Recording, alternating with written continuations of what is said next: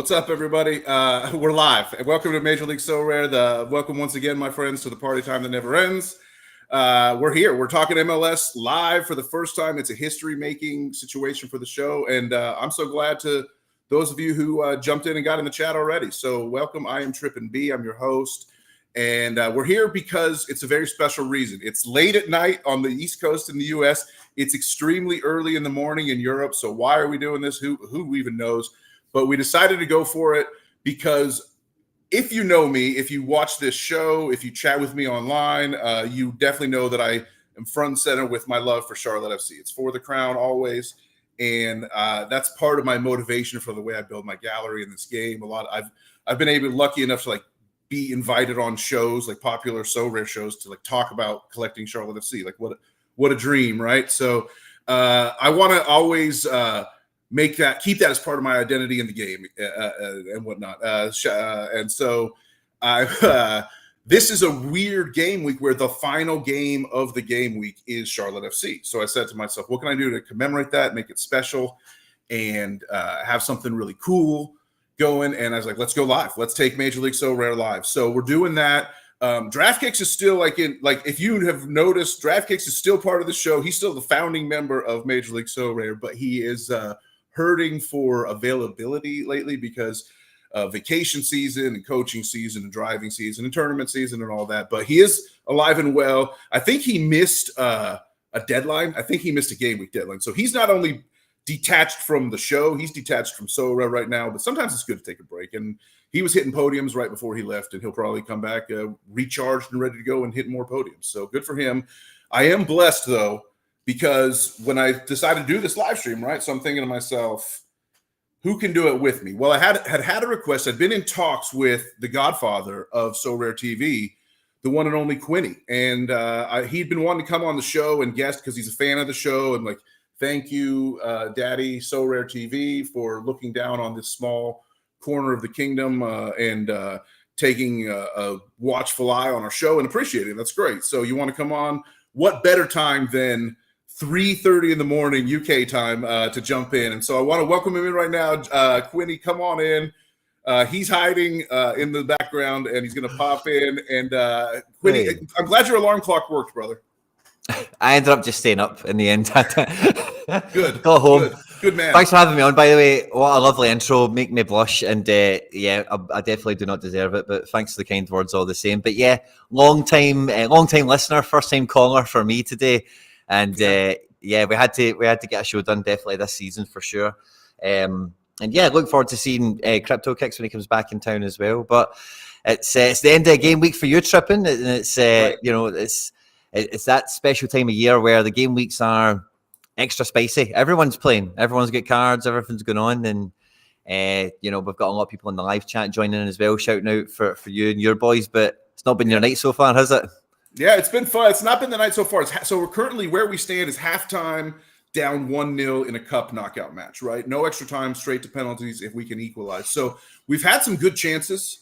We have very low XG at halftime and very few, I think maybe one shot on goal, maybe two.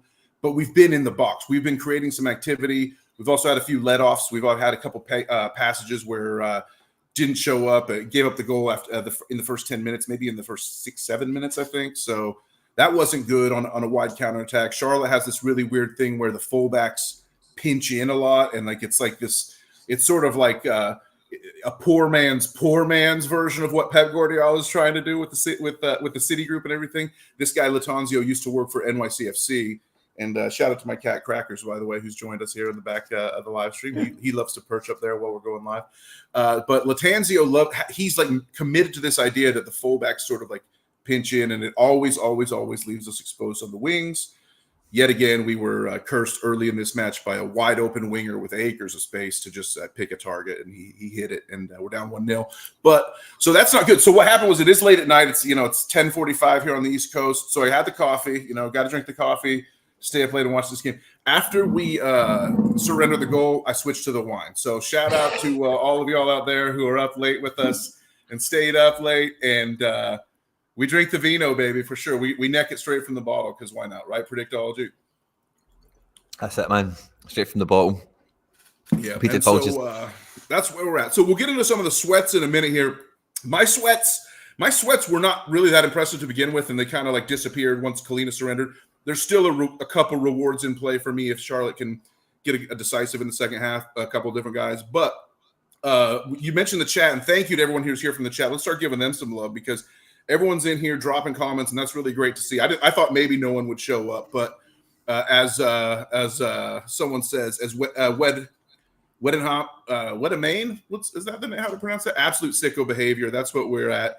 We're doing. And Predictology, he says, am I in the right place for the Houston live stream? He's got a much better sweat than me on the Houston side. So shout out for him. He's here actively cheering against me, and rightly so, because I can't win much, but he can do some things. So let me look up his sweats as I get ready to start screen sharing. And what do you think, Quinny? Tell me a little bit about being someone, because you're pretty big into MLS. You follow NYC fairly closely. As a Euro playing MLS, we have a lot of those people in our Discord. What's the feeling of this overnight league for you, and how'd you become a fan? How do you stay a fan? It's been a bit easier this year, to be honest with you. NYC normally, because it's East Coast and I'm in the UK, like the time difference isn't that terrible. Sometimes like at 10 o'clock at night, you can catch a New York City game sometimes, just depends on the game and whatnot. So yeah, I've never really found it that hard. It's funny because in the Sorare community, there's definitely been a lot of the whole, I can't play out my territory because I stay up all night kind of chatter, which yeah, it's true, definitely. But to be honest with you, like NYC have been so rubbish this year that I definitely have not been waking up in the middle of the night to check the scores. Do you still have any Tyus Magno cards, I guess is the real question. He's kind of the big guy that went bust for them last year. A lot of people got heavily invested. Yeah, I picked up the 43 of, so I've still got that. I'm kind of married to them all, like you are with your Charlotte cards. Once you've exactly, yeah. Well, once you've got so many of them, you're tied to them. But I didn't pay that. I didn't pay too much for Magno in the grand scheme of things, because it was number 43 and it had to wait a while for it to come out, and by that time he was rubbish. Yeah, exactly. The cat was out of the bag that he was not going to be the second coming of David Villa. So yeah, what can you do? That's good. What do you think about when you're collecting? As we get ready, the second half's getting ready to start here, and it's kind of funny. As I set this big idea up in my mind, I was like, oh, this would be great. I'll live stream Sorare during Charlotte FC. Then I didn't think about the fact that I'm a freaking mess during these Charlotte FC games. Like I'm like pacing back and forth at the bar, or going nuts in the stands for the home matches. So it is going to be a little bit weird. I'm really pissed by the fact that we surrendered a goal to Corey Baird, like this just absolute like journeyman winger who just like kept, he's like kicked around the league from Utah to Los Angeles to Houston. And I used to own his card. He was like I think he was like the first forward MLS forward card I ever bought, 3 years ago or 2.5 years ago. So that's kind of funny. But now he's sitting here burning me. I want to call up. Okay, yeah, let's look at the box score real quick and see these scores. So the one thing about the pinched wingers, so like looking at Charlotte right now, I would say that the number one person at fault for our goal is Jalen Lindsey by far, because when you see replays of this, you're going to see this guy Quinones, the left winger for Houston. He's down and he's got the entire like lower left quadrant of the field to himself, basically, because Lindsey's like pinched in up here almost near the penalty spot, trying to triple team a guy who didn't even have the ball. But and that's by design. It's not necessarily that Lindsey's a bad player. It's just like the coaching system has dictated that's the run he has to make. And you see him look over his shoulder at Quinones, just run right past him on the replay and be like, well, I got to move in, and it doesn't work. And so that sucks. But it does sometimes lead to a lot of good scores. Lindsey's like a guy who's kind of like, he struggled to get playing time, but this is a card like you could pick up, and maybe I need to start playing him maybe in my Cap 240 rare, because if he's going to be locked in, he's getting pretty nice scores, even for the team that concedes every single game. Yeah, you find that, man. Like, there's defenders out there. I was recording some stuff earlier today. I forget exactly what even the topic was of the video, but like, there's a lot of defenders. I think Ethan Pinnock is the player that jumps to mind. There must have been the Premier League video. But you get players that even if their team does concede a bunch, like if they're the guy that's responsible for, bailing the team out as the water's coming on the boat, they're the guy throwing the buckets of water overboard, if you get me. Then the scores are there to be had. Jalen Lindsey was a decent prospect as well at Kansas. He was really pushing to get in that team. I know he's a Charlotte local, which is why he got drafted over there. So maybe it's one of those kind of kind of coming of age seasons where he's starting to kind of mature in a bit. There was a spot where he was actually getting he was a pretty high priced U23 card, I think, right back in like the early in like 20 in when MLS first dropped. He like if you look back at some old Jalen Lindsay sales, it's like, why was this kid going for so much? Because he was like had a really good run of form with Kansas back when he was U23 back in the day. So yeah, he's looking good. So we actually, another thing we're doing here, we'll get to these guys. We have some guests. Like, it's not just Quinny and I. Like, as mad as we are, and shout out to all the people in the chat who are like, oh my gosh, you guys are insane for being here right now, you know, in the wee hours over UK in the late night, pre-midnight moments here before in the United States. Can't believe you're awake. All that stuff is great. We will get to the guests. I want to bring up my screen here. I think I've got it. If you show my screen, please, Quinny, this is Predictology Sweat. And so, you know, shout out to him. He was the first one in the chat, so we'll give him a little love and show his sweat here. He's sweating Houston clean sheet here, which I don't want to see because that eliminates Charlotte, obviously, as well as Ache to maybe get a decisive here. Oh, Charlotte is close again. Steve Clark is doing work. I don't know. He might turn in a decent score even if he does concede because he's getting a lot of work. But Herrera needs to do a little better. That was early. Oh, that's live, actually. So, yeah, Herrera. Ache, this is a guy who was like, for a minute, he was like the nuts in America, right? When MLS season started, he was turning in like 70s, 80s every game. But he's kind of slowed down a little bit. Maybe the Houston heat has kind of taken its toll on his old bones. I'm not sure. Houston is a hard team to love, but Hector Herrera's kind of transformed them, hasn't he, a little bit? Yeah. Yeah, Houston's a hard team to love. That's a good way to put it. I guess the other thing that jumps out here, did I bury the lead by saying, like, Predictology is one of the many who have helped themselves to an Alba Messi stack that's basically like the new, like, dominant stack for America, right? Like a Barcelona PSG combo that's the new dominant America stack, you know, classic Sorare. Yeah, I was watching Messi's goals from the last game, and Jordi Alba and him, they're just telepathic, you know, like it's just not even fair. I think Big Busquets as well, like his score's been pretty tidy, and I see reports, I think it might have been when I was driving in, yeah, it might have been in the last kind of hour or so, but like there's rumours or there's a strong suggestion that MLS are going to revamp the rules and there's going to be a fourth DP and they're going to lift the cap and you know, it's Messi season. Yeah. Messi League Soccer, here we go. Yeah, you can pretty much do whatever you want. Like, so that was proven back in the day when Beckham came to the league. Like they rewrote the rule book to twist everything to allow David Beckham to come in and do his thing, and that's like a step in the path. And now Beckham's ownership of the club that he got through a special deal to come be a player, like his whole ownership of Miami was created in his first contract for the Galaxy, and now Messi has come through in a similar type of like mega deal where he gets a stake in a future club and stake in the TV deal and stuff. Absolute lunacy. And when you're a superstar, man, just the ways to print money are just unlimited. So hopefully we're trying to get there. I know one superstar has come to join us. So I think he was in the waiting room. I don't know if he still is because I can't find the waiting room on this thing. We're using Melon, which I know everybody uses, but I use StreamYard when I record stuff, so I don't know every button and whiz-banger here. But bring us in a guest, producer Dynamo, and just let's talk to. There he is, Bobby Bob. Orange Flies here from up in the Empire State. Bob repping Charlotte. This is a guy I love because he said, "I'm going to become an MLS fan. I've never watched MLS before. I need a team. I'm going to pick Charlotte FC." And God bless him. And now here we are, Charlotte FC. That's how we became friends, pretty much. What's going on, guys? Good to see you, Bobby boy. Man, Quinny, I haven't spoken to you in a long time. It's baseball's been on my mind, and I've just bought back into football again, Quinny, and I am up early watching my games, and man, I love it. And Dan, your cat behind you is my hero. Crackers? Crackers, young Crackers, man. He's a good guy. He knows when the camera's rolling and he jumps up there. He doesn't always go up there too often. So good Crackers going at it. But you're right. One of the things, Quinny, so I'm a Charlotte fan too. And I mean, as you probably know, I spent like all of my budget on Ben Bender cards, and Ben doesn't even play anymore. So right. Well, he's warmed up. At one point, the coach got pissed at József in like 15 minutes, and yet he yelled at our right winger, Kamil József, and then pointed at Bender to go run up and down the touchline a few times, and then he has not been seen or heard from since. USVAC has several nice plays since that happened, so I guess it was a coaching tactic that worked. Hey, if it works, it works. But I love my Ben Bender. And Quinny, my whole thing is when Danny's tweeting out all of his stuff for Charlotte stuff, it's always Ben Bender memes. And by Ben Bender memes, it's just like Bender from Futurama, just robots like doing stuff constantly. And whenever the team is like, what's wrong with us, guys? It's always Bender memes from me.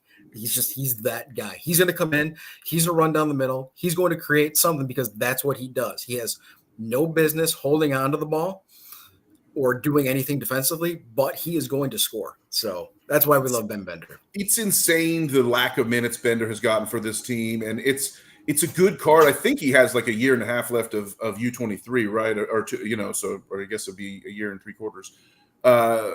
It's a card that could someday become a good U23 card because he really is so offensive minded, loves to take on a duel and win it, loves to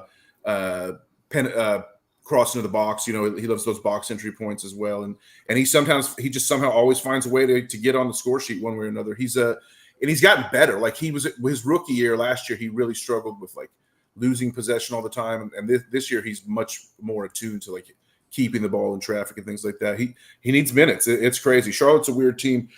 Quinny, I know you have a coaching background, right? So like, what's it like seeing a team that you feel like the coach is just not unlocking the potential properly? It's just like so painful to watch. Bob and I talk about it back and forth all the time. As someone who knows coaching, like, do you feel for the coach maybe more than we are allowing, or do you think this guy's an idiot and he should turn in his badges?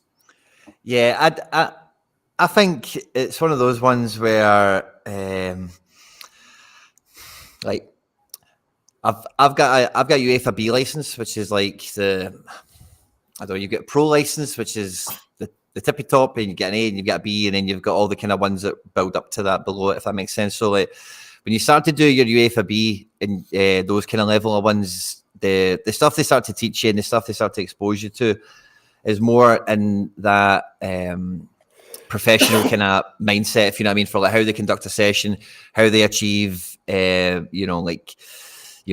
a message across to the group, establishing routes to goal, different bits and pieces like that. So for me personally, this is a really long way to answer the question, but it's the only way I can do it. I'm sorry. We got plenty of time. So we got 40 minutes left, before this game's over. So I always fancied myself going into coaching because I thought I fancied myself to maybe take on some of it quite naturally already anyway, and maybe I have an idea of how I would go about it or whatever.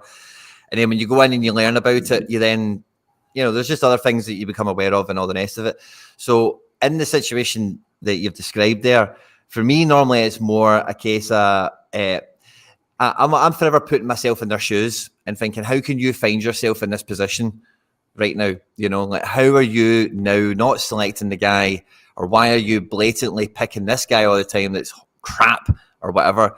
And, sometimes it can be like tactical dogma. Like the guy's just like the easy trope that we all know from football in the last 10 years was Maurizio Sarri and Jorginho, where it's like, didn't matter what happened. Like, he was playing him every week and he moved club. It was the first guy he would sign and that kind of thing. So sometimes it's quite dogmatic and it's like, well, that's just the way the guy plays. So he's just always going to play that guy in midfield and that guy up front, no matter what club he's at. But outside of that, sometimes you do just see guys and you think, like, if you're putting yourself in their shoes, this is me personally, if I'm putting myself in their shoes forever and there's still, you just cannot work it out, then it is like, this guy is just not made for it. Like, this guy just doesn't get it. He doesn't see the writing on the wall. Or, like maybe this is something we don't know. That's always possible as well. And that's why I asked the question, because I figured, coaches got to stick together. It's a fraternity. Well, tonight, to be honest, the coaching has not necessarily been the problem, other than on the concession, because the team is creating all kinds of chances and not finishing them. You can see the chat that says big chance missed. Oh my God, Charlotte Vargas. As you were telling us that, Quinny, and I appreciated that breakdown. Kerwin Vargas just missed an insane chance. I don't know if you saw that out of the corner of your eye, but it looked like it was definitely a BCM on So Rare, and probably a over 0.5 XG, I would have to say. I'm not sure. Did you see that one, Bob? What do you think of that? When you go back and we rewatched this stream, I went like this and I freaked out a little bit because I thought it was going on. Okay. That was the moment. Yeah, exactly. That's what happened there. All right, so Quinny's going back to watch it. The chat saw it, and I can't believe what I just saw, because that is just it's right at Steve Clark. It's a beautiful, well-worked play. Like a ball comes in from the wing.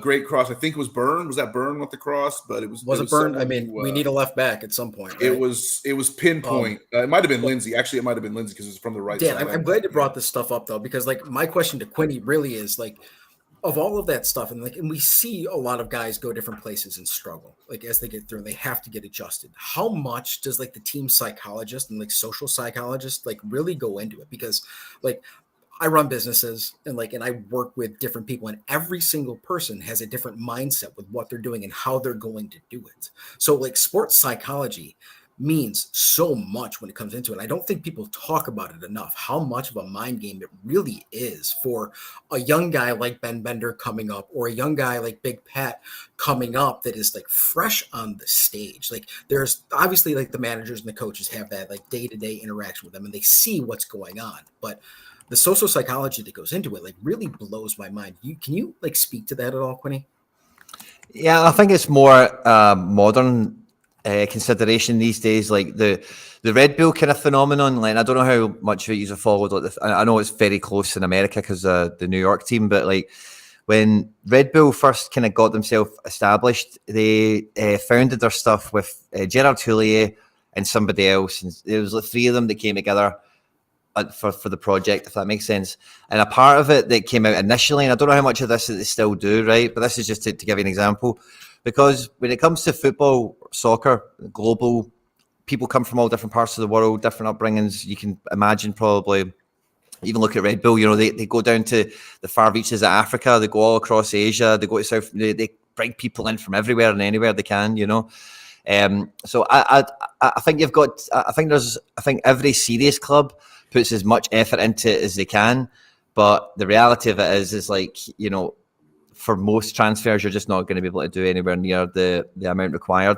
But it's one of those things, Bob, that people that have like successful or, you know, at least like vibrant business, you know, kind of backgrounds or jobs or whatever, vocations, understand, you know, that kind of, you know, if you're succeeding at the elite level, there's going to be different personalities. Some people get turned off by this. Some people rise to the challenge. Some people wilt. That kind of thing goes on all over the place. And so anyway, the thing I was going to say about Red Bull was one of the things they tried to do, and I don't know if they still do it, is an easy, and they had a few of these, but this is the one that always sticks out in my mind, easy things to just try and keep themselves from picking good apples rather than bad apples, was they wouldn't sign anyone that had tattoos. They didn't sign anyone over the age of 22. And come on. No legit, way. no tattoo. No Wow. tattoo. And then I think there was some other stuff that, so some of it was kind of rumor, like, and stuff like that. And some of it, Golan. I mean, come on, you know. Well, I mean, it makes sense from a business perspective, right? So, like, and you're thinking about it because you need guys to come in that are going to buy into your system and be advocates for your system. And part of that is when you have elite athletes, and Quinny, you know this, and Dan, you know this too, by interacting with them. Like those elite athletes, they are essentially CEOs of their own companies. Like they are, like they didn't get there accidentally. Like they have fought hard all the way through, and you need a tough mentality. And like here, Quinny, in the States, and like I mean, over in the UK, like you have like Britain's Got Talent and America's Got Talent, and you wonder like why don't these people succeed like beyond this? It's because they don't have that killer mentality. Like there are a lot of good people that can do these things and can perform, but they need a leader that goes through, and they don't have that drive of that hard CEO type drive, which is what you really need. Like there's a reason these people are successful when it gets right down to it. And it's a different mentality, and it doesn't work well with most people. It's tough. Like there's a reason that people hate your boss. There's a reason that you don't like your boss when you go to work. There's a reason that they are your boss as you go through there. And like, they don't need to be smarter than you. In most of the cases, your boss is not going to be smarter than you, but they have different skill sets that make you think that they're an asshole. And it's those kind of skill sets that you look at from a leadership perspective. You're like, wow, this person is willing to get punched in the face and get up and say, hey, this was wrong. This is what we need to do. Work with me. I'm going to help you out here, but you have to learn how to fish on your own. And so I always get intrigued by this kind of stuff, Quinny, because, you know, I play all of the sports in Sorare, right? Like I love football. I started with football two and a half years ago, you know, and I somehow managed to win an amateur competition last week, Quinny, which blew my mind. Like, that shouldn't happen, right? Yeah, he won MLS amateur. Amazing. Yeah, first Love it. place. But They say no one ever wins that thing, but freaking right. Bob won it. But I mean, it goes back to like you have to figure out like who you are as a person, like what you need to do when it comes into the social psychology of these things. And like when I'm saying I play all the different games, there's a different mentality you need for each version of the Sorare life that you go through, and it is to be great at these things. And I've talked to a lot of the whales, and I've been fortunate enough on the baseball side to be in that like higher level and like winning it unique a lot, Quinny. And when you get to sit down and talk to guys like YNWA and AJ, and you realize they have a different mindset of the game when it comes to it. And it's really different than when you're talking to a lot of other people that like just won rare or limited for the first time, and you're really excited about it and you're really pumped. And then you realize at the higher end levels, when you've put in 100,000 pounds, this is a job. Like you are working on getting these things and you are spending the time. Like I've listened to you interview and John interview Nonzo, and Nonzo, it's a job. And you can say that he loves and he's passionate about the game, but like you can see how much he knows and how much time he puts in. It's not just like buy the best cards and put them together. And it's really kind of cool when you see it. And it's one of the things I love about this game. You realize you learn about yourself when you play this game. And I don't think that we talk about that enough. We really learn who we are too a little bit here. And Charlotte needs to score, Dan. I'm going to yeah. What Sorare has taught me about myself is that I prefer vibes over hard work. And so that's why my collection is a little bit crazy. But I do respect everything Nons was able to accomplish. And I definitely that was a very good weight breakdown. Like you talk about running a company, it's like how you run your Sorare club. You can be that cutthroat CEO or you can be the vibes guy. I love my boss, and I hope anyone that would consider me their boss would love me, Bob. So I don't know where you're at with this asshole stuff, but I do know that we have. I do know those thoughts were valuable, and I will say that as Charlotte is pushing here, they've got 3 shots on. They've got 12 shots, 3 shots on goal. You got to love that. And one of them should have gone in, that Vargas chance. We finally have subbed in our new boy, Brecht Deagre. I guess would it be how you pronounce that in French, Flemish, Belgian, whatever language he actually speaks. I'm not sure. But he's the guy from Toulouse, and he's just made his debut here for the club. That's pretty cool. Wearing number 10, I love that. He came in and grabbed the number 10 shirt. That's pretty cool. And he just had a foul. And then the ref kind of pointed at him and he talked to the ref. He's like, this is a foul. It's like, oh, I can't do that. It was kind of like the George Costanza, oh, was I not supposed to do that? I didn't know, no one told me that. But speaking of George Costanza, we have another special guest. See that episode. See, for anyone that doesn't know the joke, see what he's actually saying. Oh, I didn't know you were supposed to do that for. It's the most wild thing ever. Yeah. You definitely need to. If you know on that one for sure. Can we bring in another guest, Quinny? Do we have another special someone waiting in the waiting room to come? We have a special someone sitting waiting, but it's just bring him in. I don't know if he's there. It's still just black screen, which is kind of fitting because it's black. Oh yeah, leave it to black to be on black. I just sent him a message. I said, "Are you ready?" He said, "Oh yeah," and now he's absolutely made a fool of me yet again. Yeah. Black and I were just talking about baseball, so it's good to get back onto football. Oh yeah, big secret gone. Andy Black is not here, but he will be here at some point when he decides to turn his screen back on. I want to say, Nashi makes a good point. It's kind of hard to build a system in MLS. Oh, there we go. It is kind of hard to build a system, but how about St. Louis, the designated team? If you love MLS, it's all about DPs, unless you're the St. Louis Dog Fooders, because they are the designated team. And I can't get it over with. Yeah, I can't really talk trash on Black's team because they're still a lock for the playoffs, and they've been in first place most of the season. And they embarrassed us when we went there, although we did score the first ever goal in their stadium. But welcome to the show, Black. You've been a Major League Sorare before, and you're back, baby. Hey, first 2 goals in the stadium, right? No, I think we only got 1, right, Copetti? Oh, what about the own goal? We got the assists on the other 2 goals too, to Charlotte or to St. Louis. I mean, it all works out in the end. Bill Tuoloma, damn you! Yeah, that's a good point. Yeah, you got. Yeah. Why was George Costanza the segue into me?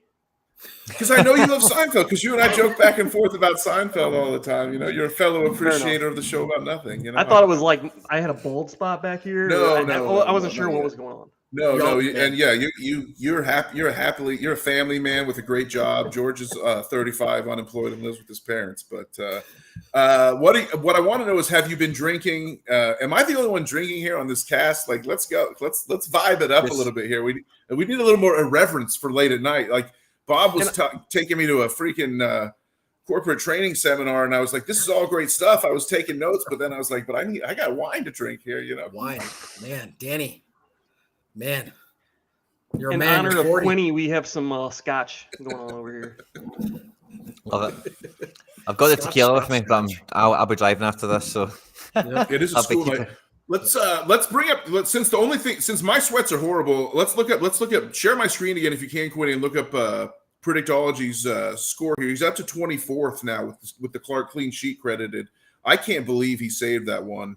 But do you think it's going to hold here for the next 20 minutes? Charlotte's creating chances as Deagra screws up a freaking. The real question, Trippin'B, is a decisive from Hector Herrera. Where will that get him? Yeah, great point.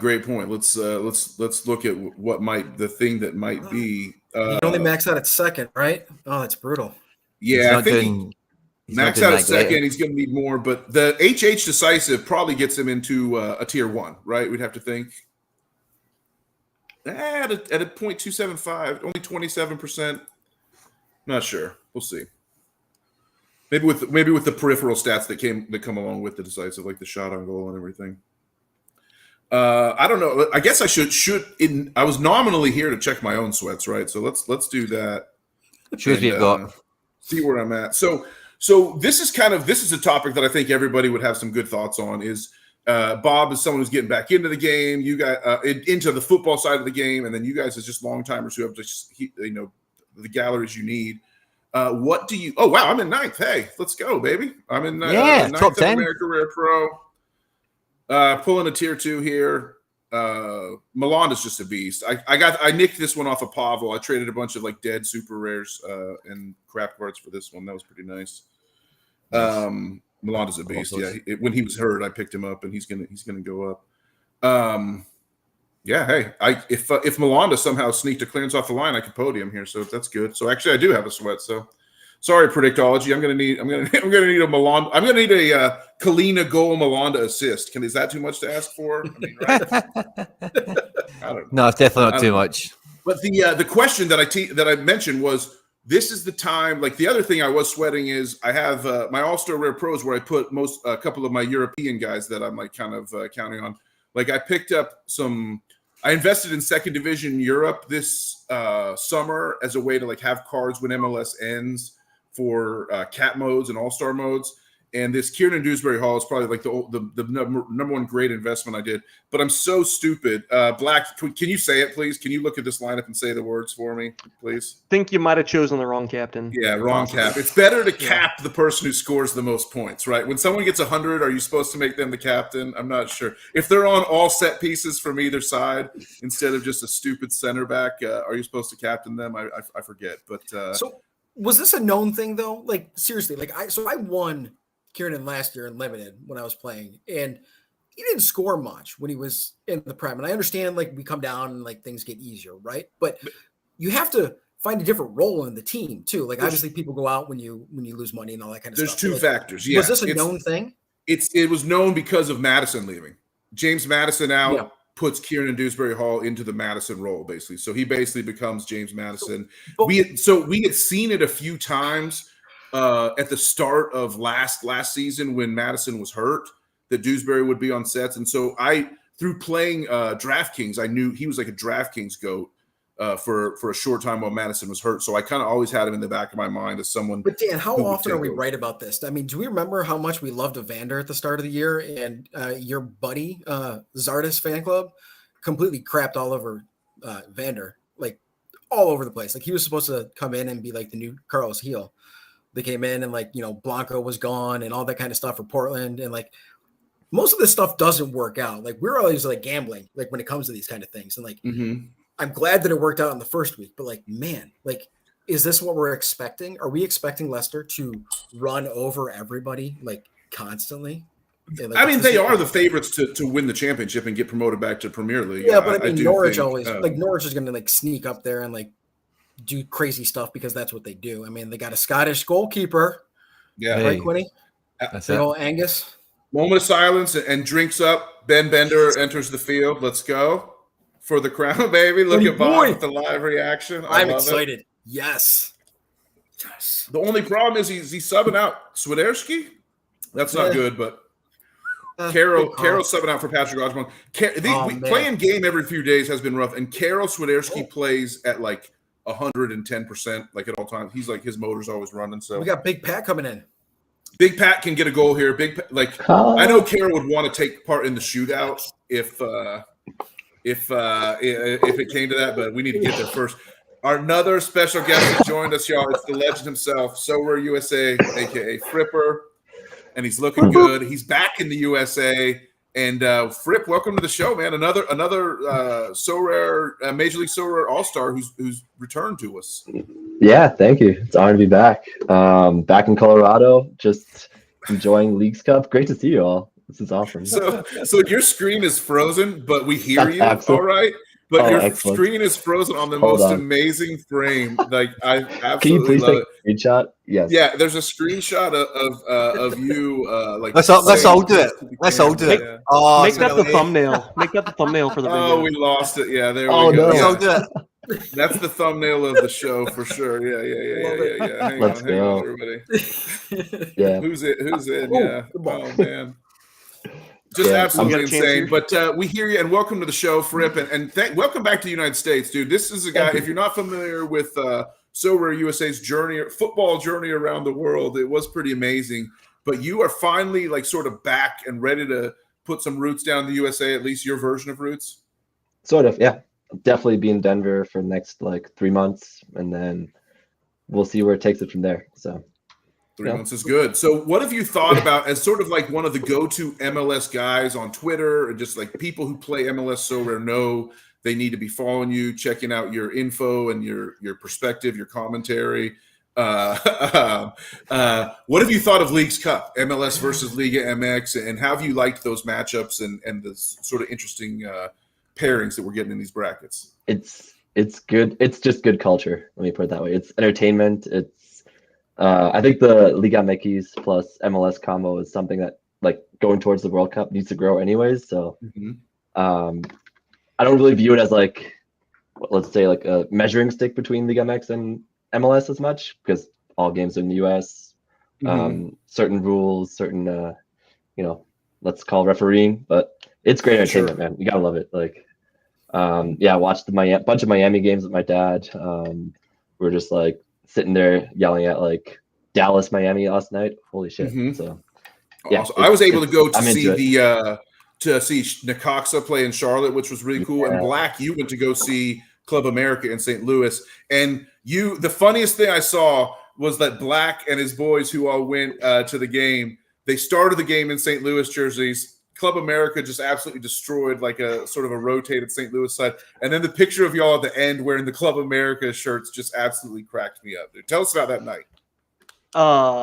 Honestly, I don't remember a ton of that night. I just know I ended up back at my house in a Club America jersey, and I think I looked at the score the next morning, and we had lost 4-0, something like that. Not great. The magic of Leagues Cup. Yeah, it was Lindsay on the service earlier. They're showing the Kerwin Vargas replay. And man, I mean, he could put that anywhere. It's the classic thing of like 95% of the goal is open, but he shot it right at the keeper, unfortunately. Man. Danny, you're talking about Club America and being drunk. I remember I was in New York City on business at one point, and there was an exhibition match between like Red Bulls in America. And I'm like, why is the U.S. men's national team playing the Red Bulls? And so I'm drunk, and I go to the game, and I'm just like, what is this? I'm like, what is happening? Like, okay, like, sure, Club America, let's go. Let's go, and we talk about how the Mexican teams playing in the United States tend to give like a home field advantage now. Imagine how it would have been even a few years back before American soccer Yeah. audience has started to grow. We're at the drinks break. We got like 15 minutes left here in Charlotte FC's Leagues Cup, which really sucks because like the funniest part about this whole thing is I can't build my lineups. My deck is like so heavily dependent, like Swiderski super rare, Swiderski unique, Kalina unique. Like all my top lineups that sort of flow down of where I'm allocating my best resources flow from Charlotte. So they're either going to play in the midweek or in the upcoming game week or not. So it's kind of a funny situation for me where I have to sit here and wait till the end of this game to see what my lineups for the midweek are going to be. As other people start to have an eye towards midweek, what have you thought about Quinny? Like, I know you play all the divisions, but you play America. What, from your perspective, we talked earlier in the show about like the late night factor and having to stay up late to watch these games. But what's it like with the added factor of not knowing when the games are, not knowing who's going to be in which game week, and like games like being rescheduled or moved up at the last second, and opt to like sort of putting them at arbitrary holding provisional times and stuff. What's that been like for you to follow Leagues Cup across the pond? Like a week ago, it screwed me over 2 game weeks in a row. Like I didn't play Gold one game week because I didn't think he had a game, and then he turned out he did an 80 or something, and he was even in training. And then I think the game week that ran into that next, I didn't think I had a goalkeeper, and then 2 days into the 2 days into the game week, I got a notification about Sean Johnson starting, and I was like, great, lovely. So I was also traveling. I was also out of Glasgow. I was going around with the family, and I had the Sorare Sevens thing like that week, if you know what I mean. So I was totally like away from the desk and everything. So it was just the worst week ever. But I didn't find it easy. I didn't find it fun. And I've not really been over here. No one really knows what Leagues Cup is. Everyone's just calling it Messi Cup in Europe. So yes. And Fripp froze again, doing his mind. Oh, froze again? Yeah, Fripp came back. Fripp came back with somehow just like against all odds. Is that Fripp not has an who? even better screen grab than he did before. It's absolutely amazing. It's Tigres' goalkeeper, I think. Yeah, right? it's the Nahuel Tigres Guzman? thing. Is that? Yeah, he's Nahuel Guzman. Is that Nahuel Guzman? What the hell? Did it actually freeze again? Oh my god. So I'm a Guzman. I'm like a huge Guzman guy. I'm a Guzman truther. If you pop my screen up again, Quinny, you'll see like Nahuel Guzman is like my goat of life in Sorare. I have a super rare and rare, and like he when he did that mime thing, I almost lost it. I fell out, guys. I couldn't imagine that a goalkeeper was actually doing that. And it was my. Were you watching it live? Yeah, dude. It was wow. absolutely insane. Yeah, just like that's So, what can you do? Wait. I seen the. I've loved Leagues Imagine Cup. watching that. You just what's this guy doing? Yeah, well, and it was right after. So Christian Kalina, the Charlotte goalkeeper, had done a thing the night before to win the shootout against Cruz Azul, where he started when the guy would step up to the pick, he would stick his left arm out. So he would plant his stance and stick his left arm out and kind of lean left, and like 2 of them, goal, Ajamong. Oh, there it is. Let's go, equalizer. Big Pat, buy this card, you guys. Go buy Ajamong right now. Go buy Patrick Ajamong right now. Who is this guy? This is the biggest pump tout ever. Oh.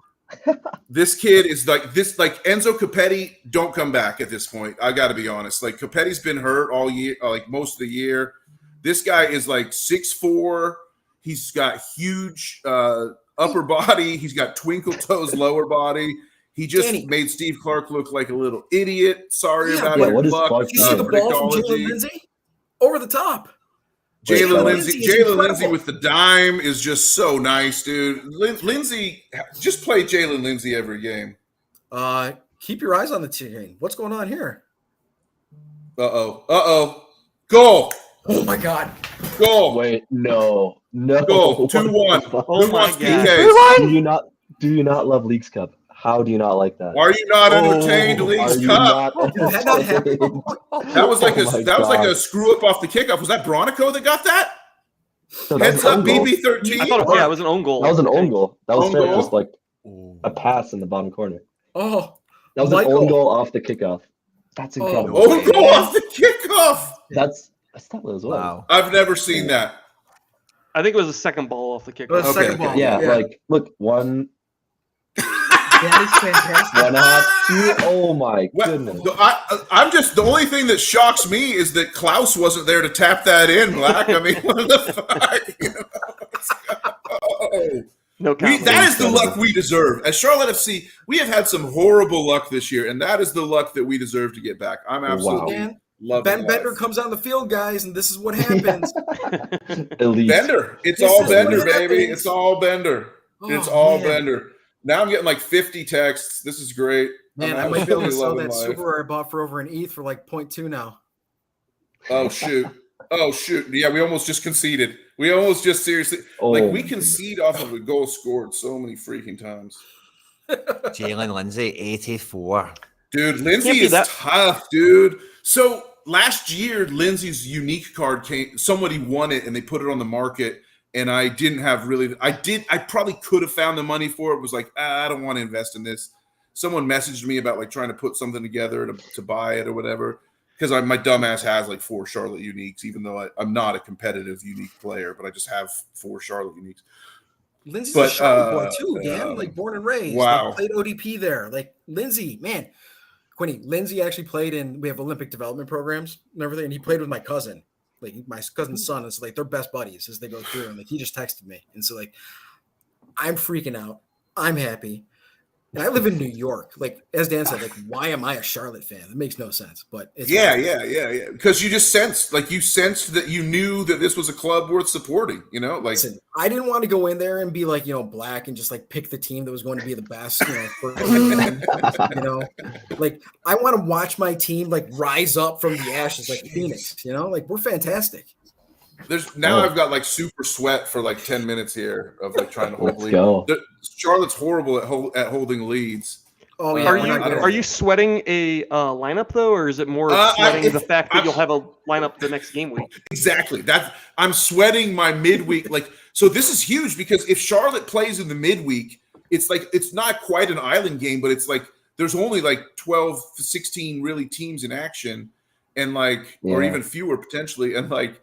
So I have like a really, really attackable opportunity for the midweek. Like it'd be nice to win something this current week that's just about to end. As again, the reason we're doing this for anyone who joined late, we're live streaming in the wee morning hours of the morning in UK because Charlotte FC, my beautiful For the Crown hometown club, is playing the last game of the game week. That's why we're here. And they just scored 2 goals in a matter of 30 seconds to turn around a cup match. They scored 1 goal. They scored 1 goal. Well, that's true. Yeah. They have 2 goals on the scoreboard. They did not score 2 goals. I don't know. Fripp, are you with us? Like, I want to talk. Yeah, I'm here. I'm Fripp, looking why at don't you tell us? Why don't you? Now, I know you look like a mime, but you have to actually use words to talk about what's going on here. I'm gonna stick with the Nahuel Guzman. No, I'm moving. I'm watching myself move on like the Streamlabs website, but like it's just on we YouTube. Can't see you. Move. Yeah, exactly. It's Kalina, just big imagine save me in the moving. box. Kalina, point blank save in the box. There you go. Whew. Yeah, that goal right there, like that sequence, peak Leagues Cup. That's excellent. Like, I don't know who said like the fix is in, like the whole like that little plot line with the Miami. Like, is it it's too good to be true? It's scripted. Yep, Taco Slayer. Yep, that's exactly like America fans throwing beer onto the field after like all of Soldier Field is basically America fans, which that in itself was wild, sold out in like 5 minutes. Like I think that's totally normal actually, because I think that they get like 5,000 fans to the Chicago Fire games. Chicago actually has like people watching their games, and then like some of the lightning delays, just like Leagues Cup after dark, baby. Yeah, games that started like there's been games that started in one game week and then were suspended and then finished in a different game week. That's always fun. And I think we actually lucked out on the 2 that got suspended. Like, granted, I think some of us severely got screwed by the Philly game tonight, but at least the game didn't start, and then you can't use them in either game week. So, that's true. Yeah, that's a very good point. Like, at least it's very much a kick the can down the road situation rather than a like we're totally screwed situation. So same thing with the RSL game. I think is that game never started at least. Yeah, I'm like sitting here dreaming of the lineups I can build with like a Swiderski unique and Reynoso and Savarino with like and not facing hardly any competition. I'm like, please give me this chance. Plus, The funny thing is, we would be playing against Messi. So if Charlotte wins, they face Messi in the quarterfinals. Is it Miami. at Charlotte? In Miami. Oh In my Miami, God. yeah. Oh, let's go. So this is something about Leagues go. Cup I didn't know. Which did you guys know this? That the home starting in this round, the home team is determined by whichever club had a better record in the 2022 MLS season. I did not know that till today. No Really? idea. No Miami idea. was better than us. What a rule. Yeah, Miami if they went made to the that up playoffs yesterday, last I'd be year. like, Yeah, Oh, come on. they were Oh, man. horrible to start this year. They went to the playoffs last year, but then it all fell Did they really? apart. I mean, I was gonna say like maybe like Messi was gonna come to Charlotte and just not play on the turf because he's a baby, right? That would have been awesome. Yeah. I trust me, Bob. I had the same thought when I saw that. Yeah. I was like, wait a minute, didn't Miami finish? Oh wait, no, they actually finished ahead of us. So. Listen, I mean, That's- I never thought I was gonna watch an Inter Miami game, and I've watched them all. So It's such an absurd rule. The last year's standings Right. dictate that. It's Yeah. like, Right. why don't you just pick the winner of the All-Star game? Yeah, exactly. If we're just doing arbitrary stuff. And then, like you mentioned, Fripp, the Mexican teams are all basically playing permanent road/neutral locations, and they're all like on a permanent trip across the border, which I get just for ease of travel and all that. But man, it's definitely not a measuring stick, like you said. Quinny, you talked about how this is the Messi Cup from Europeans' eyes. How much longer do you think Messi can do this? Like, so my whole thing was like, Messi's going to come in. It's going to, he's going to be good. He's going to be getting 80s, but he's not going to be banging on hundreds every game because it's going to take him some time to figure out and like his team, because his teammates are so bad. Then I was like, okay, he's going to fit. Like they're going to rebuild the team around him and be really bad, really like dangerous next year. But now it's like he's come in and like, obviously I'm a fool. He quickly elevated all his shitty teammates to be like goats and like Robert Taylor. If you look at like Robert Taylor sales, this guy's cards are going out, off the chain. And so now it's like there's still time. I guess what I'm saying is if you don't own Messi, but you play America, there's still time. Like go get him still. He's going to be doing the same thing next year, right? Yeah, I said it as soon as Messi gets signed, but every shot on target's a goal. Like that's just as soon as he meets Brad Guzan, which I think he has already. Yeah, he did. It was like second game. It's like these are the goalkeepers Messi's against. Like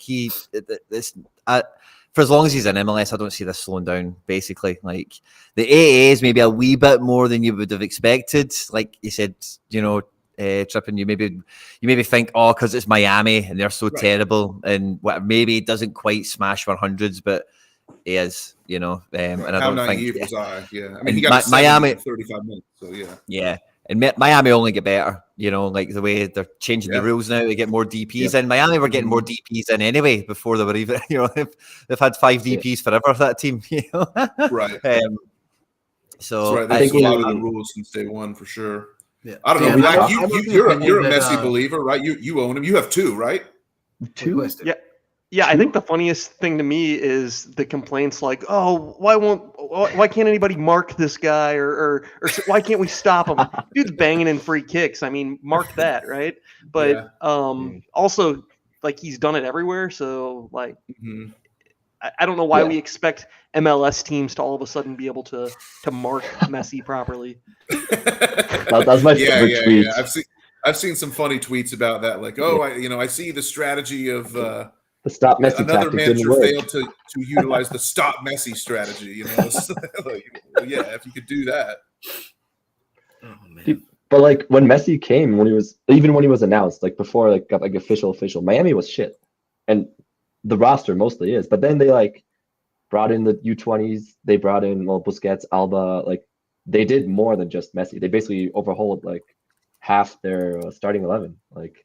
And they get rid of Phil Neville. It's a whole different team now. Yeah, and he got rid of Phil Neville. That's true. I mean, yeah, A big part of it.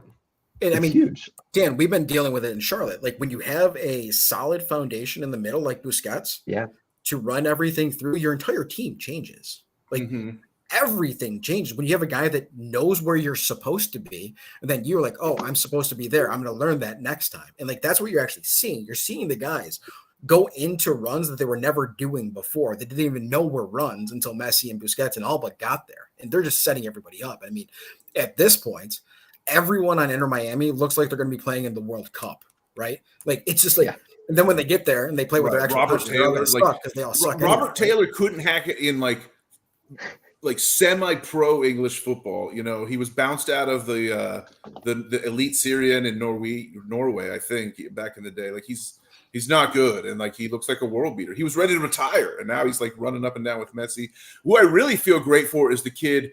I wish I had gotten this kid's card. I remember he was the first unique Sorare card from MLS in the 2023 release. Was Benjamin Cremassi, like the 18-year-old Argentinian American kid. He looks like amazing running up and down with Messi. He makes a few mistakes, but he looks really good. I was like, man, I should have sprung for that unique if I would have known Messi was coming. But really cool, fun player to watch. I begrudgingly like have like given into like, man, it is fun to watch these Miami games with Messi because I didn't think I was going to enjoy it as much as I have so far. But also, I will say the conspiracies are out there and alive and well because like you can make like. So, like the goal that Messi had yesterday, the first goal against Dallas, where it was called offside on Martinez, and then they go to VAR and overrule the like that didn't look like a clear and obvious error by the referee on the field. Like you could say maybe it was, maybe it wasn't, but it definitely wasn't like overrulable by the laws of the game in my mind, the way VAR is supposed to work. Come on, Cesar Ramos is never going to get that wrong. Cesar Ramos, the GOAT referee, is never going to get it wrong. And then you've got the final free kick that tied it up. The foul that led to it was a pretty soft, in my mind. So, but it's like excellent finish though. That's always cool. Golazo. Yeah, it's like absolute golazo. I mean, can we actually talk about though the fact that Farfan scored one of the best, maybe the single greatest. Yeah, just so much purchase on the header. He's going to tell his grandkids that he scored on a Messi set piece. Like that's incredible. Yeah. I know it's a goal. He's not going to be able to tell them the part where they were wearing different jerseys, but yeah, he. I mean, it was a clinical header. Like if Laddie Daddy Christian Latanzio showed Enzo Capetti how to do that, we could score more goals. Yeah. All right. So as we wrap up here, there's 5. So this is not good for my heart. There's 7 minutes of stoppage time in this. Charlotte tries to hold on to this win. I really don't want to go to shoot PKs here.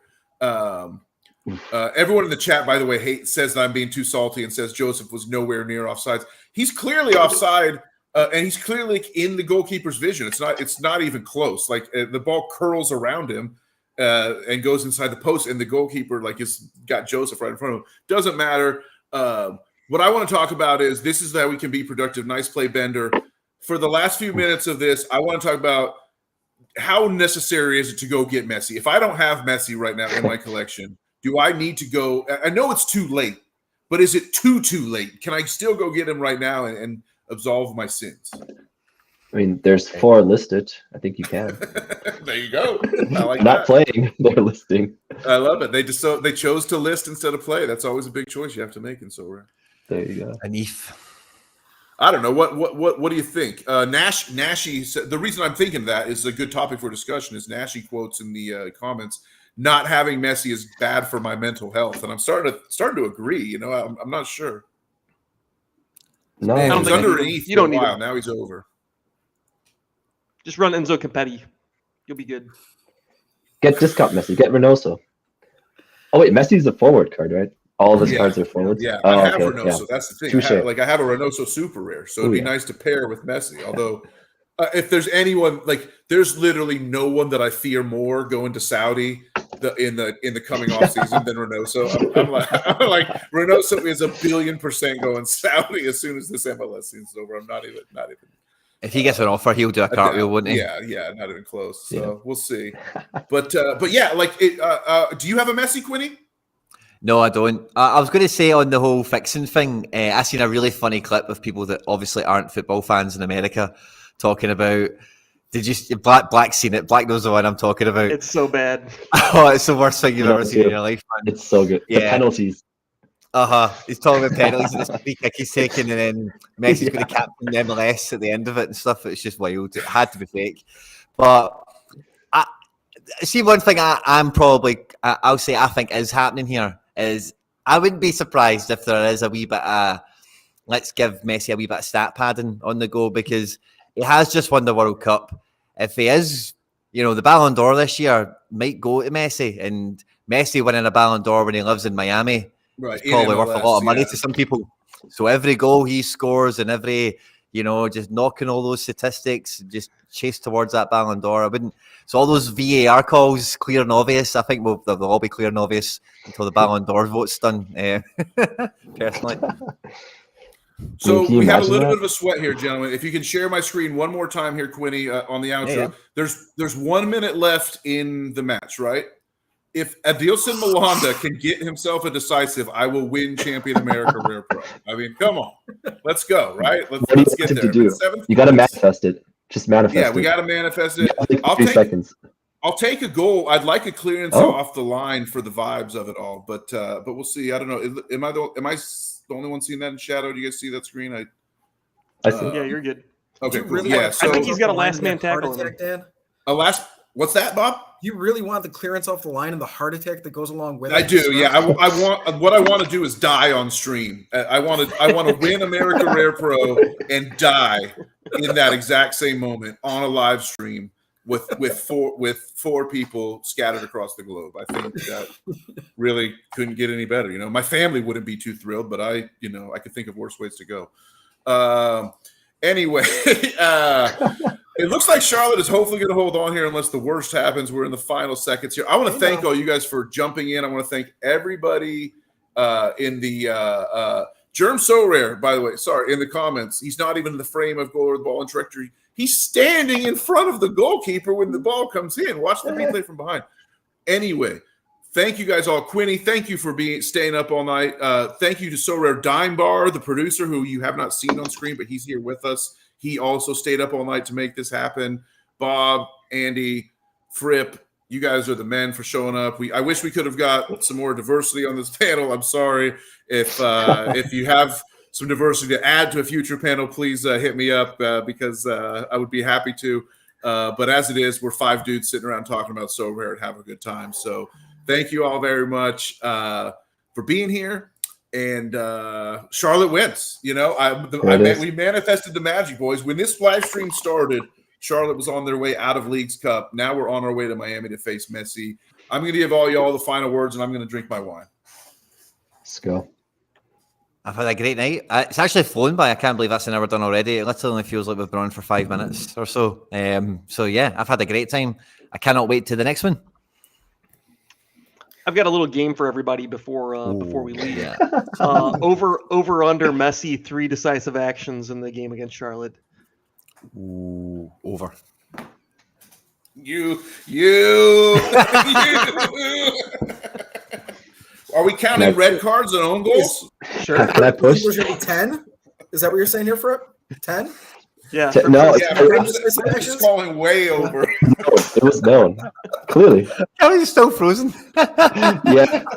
I don't like I'll be moving next time. But yeah, that's a 10 for me. 10 goals. Never Fripp's a doubt. Internet is the MVP of the stream for sure. We'll get a touchdown. Yeah, okay. Ben? All Messi right. home run, touchdown, There you goal. Go buy Patrick Odjamong. He's still cheap. I think he's still under 0.02. He's Definitely cheaper than Messi. Yeah. Yeah. Big Pat. Oh, man. Good times. Thank you, guys. Yeah, thanks for having me. I'll start moving again sometime. Today's not that day.